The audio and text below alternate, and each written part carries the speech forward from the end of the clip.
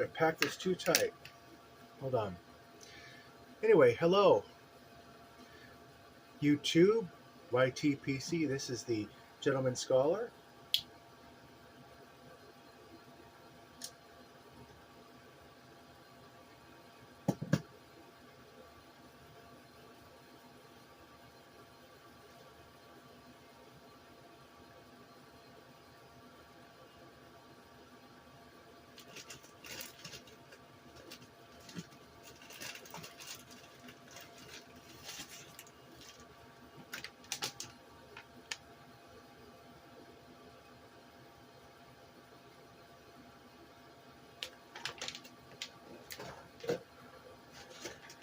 Thank you to fellow Gary.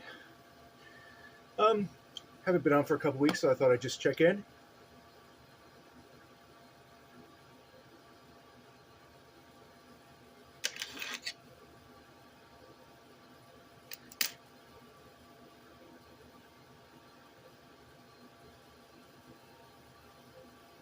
can see why Gary likes this. It's a very tasty pipe, tasty tobacco. Anyway,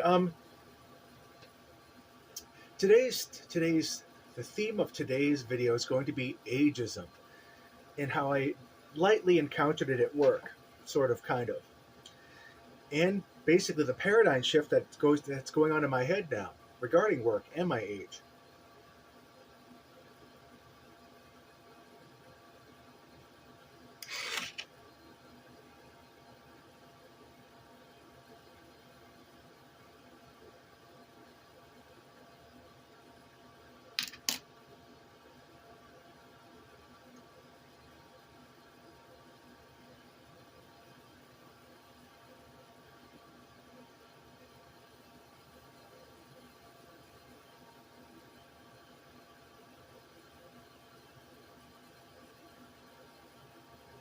So anyway, came back from a 3-day trip.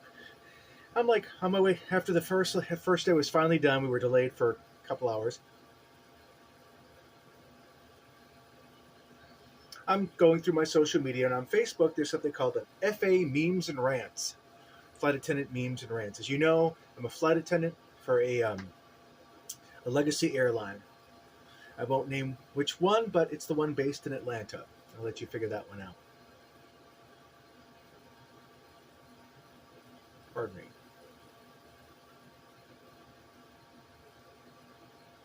Anyway, in flight attendant memes and rants, it's everyone from every airline just sounding off about their job, and everyone in their job needs to do it, especially in a public relations one. So anyway, this one gal, she basically starts this long 5-paragraph rant about these senior flight attendants. They need to move on. They need to do something. They need to retire. They need to move into management. They need to get off the line so we can advance and rise our own seniority. And on and on and on and on. And all right, so of course, to twist the knife, I just posted a little emoji that that was crying, like that type of thing. But then I started thinking, as I was working the trip, excuse me,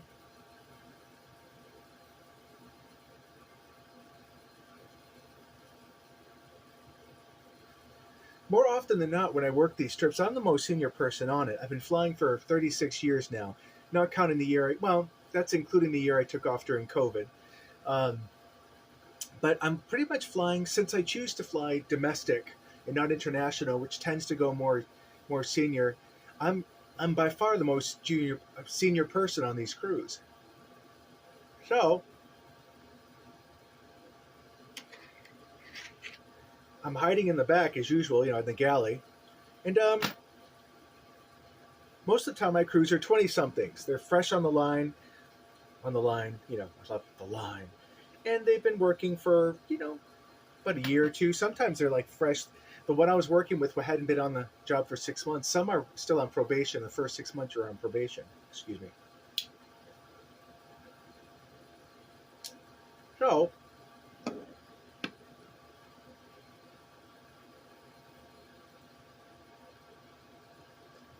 ooh, excuse me. That was a mistake. So the one I was in the back with is she's pretty she's pretty up with things, into music. She's just freshly graduated from sociology in college. We're just shooting the breeze about books and music and everything like that. And the one in front, she was friendly, but I noticed her being a little bit impatient with me. Just like these little, I don't want to call them microaggressions, but you could just tell that she just basically didn't have a whole ton of time for me to be all up in her face. Like, where are the headphones? I have to pass out the headphones. And she takes out the basket, dumps it on the counter galley. The galley counter. And she wasn't out and out hostile, but every now and again I would just catch these little passive aggressive motions. Like, you could tell she was just basically impatient with my. I wouldn't get. She would say something, and I wouldn't quite get it right away because I'm pretty deaf in one ear. How's that? So I'm like, oh my god, I'm the feckless old man now on the workforce,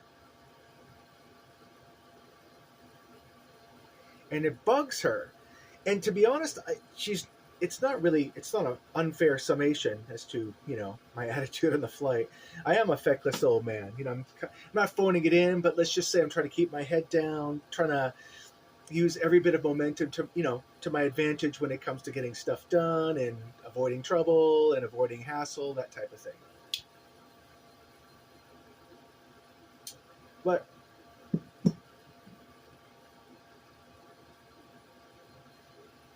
all right. But typical of any person like in middle age, and I'm pushing. I'm 56 now. I turned 56 in May.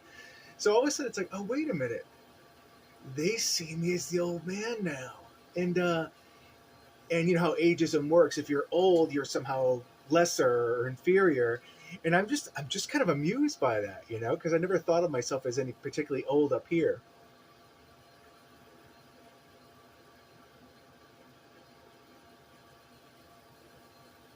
Do I have to light this again? Let me ash it out. But I just found it. I'm not really offended by it. I'm more amused than anything. But I'm like, oh wow, so this is what I can. Not with everybody, of course, but this is what I can expect every time. Every now and again when I'm working with like these younger crews.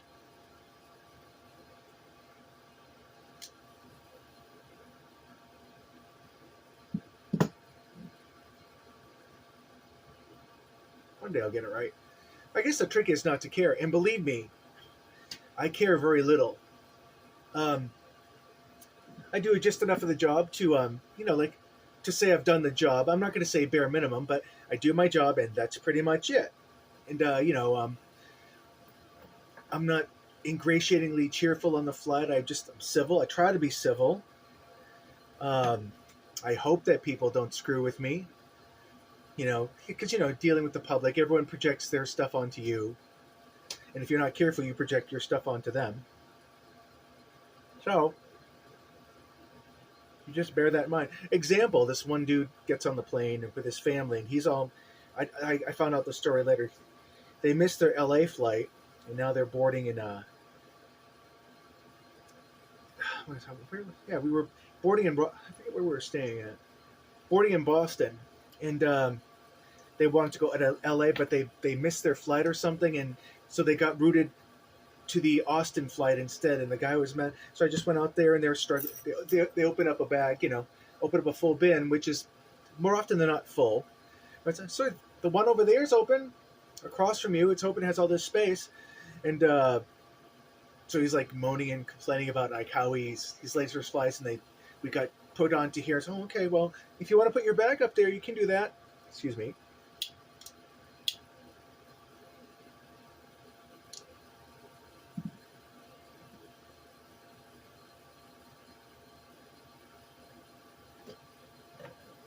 And these are A319 overhead bin doors, so they're spring loaded, so they don't. When you put them down, they start to spring up a little bit. So he's trying to keep it down and put his bag up, and not. You have to learn that you have to use your bag to bring the thing down. And oh god, he was so frustrated. You know how when you're mad, every little thing like really pisses you off. So he's basically, well, on the other flights that these bins work fine. And then I'm like, I said, okay, okie dokie, and I just basically swung around and just started continue prepping my galley, busting up the ice and prepping up the galley. I just wasn't going to get into it with this guy. because the minute that someone's, they're ready for a fight, I'm not engaging. So stuff like that. So basically, that's the thing. That's one thing. That's one important thing I had to learn in this job is like, don't number one, don't take it personally, and number two, um, if someone's bringing their mental baggage aboard and it's affecting the way how they treat you, just don't engage because it's not worth it, really. To be, I'm done trying to teach people lessons on how to behave in public or how to treat other people. I'm done, done. Because when you're younger, you're like, that's not right how they treat me. No, no, just you act how you're going to act, and now I'm not. Now I'm just not going to engage, and you can be miserable by your own self. Knock yourself out. I try not to blame my bad mood. I try not to take my bad mood on other people, and that's a challenge. I'll tell you that. Anyway.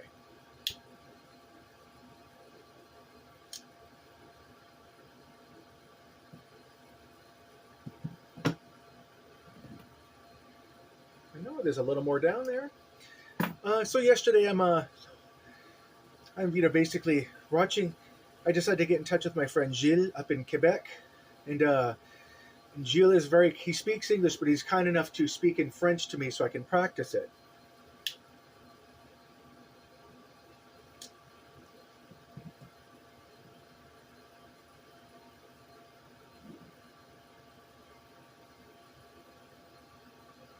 Just doesn't want to stay lit. So while we're talking, I have a French YouTuber a French YouTuber pipe guy in the background, playing in the little window up to the side of the screen, and I'm hearing him talk about pipes and the types of tobaccos that he likes, and it was easy for me to like go back and forth with Gilles while hearing French in the background, and I told him so. I said, "Yeah, I'm listening to this guy in French while we chat." He goes, and he puts in French, pour garder votre my pronunciation blows, pour garder votre l'oreille, and I know the word l'oreille means ear, and I'm like, what the hell does he mean ear? So of course I translated it, and he says, oh, so it's to guard your ear.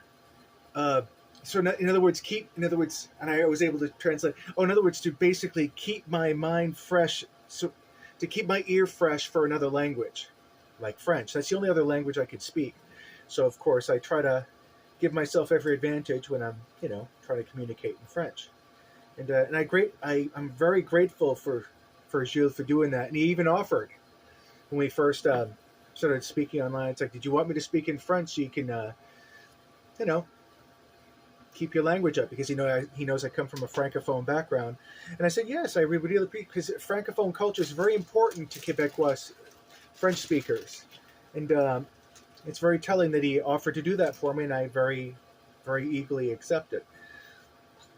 Because I'm kind of proud of my Quebecois roots. I mean, they're like total Quebecois redneck farmhand, barnyard soil roots. But yeah, I wasn't so proud of it when I was younger, but now I'm proud of it now. So I want to be able to speak the language, and I want to be able to be familiar with the culture. Having said that, I really should go visit my family in Quebec one day, but it's one of those things. It's fun. They just don't really. They really don't have. I don't have anything in common with them, to be honest. They're always happy to see me, and most of them speak French anyway. But it's just ever since my dad passed away up there, I really don't have a reason to go. So I don't know. But one day, I guess I just thought I hate travel in any way, shape, or form, be it planes, trains, or automobiles. But anyway, I'm going on 50 minutes. I've taken up enough of your time. Thank you for listening, and feel free to give me any of your thoughts on any of the stuff I just spewed out. Take care, my friends. À la prochaine, and I'll speak to you soon.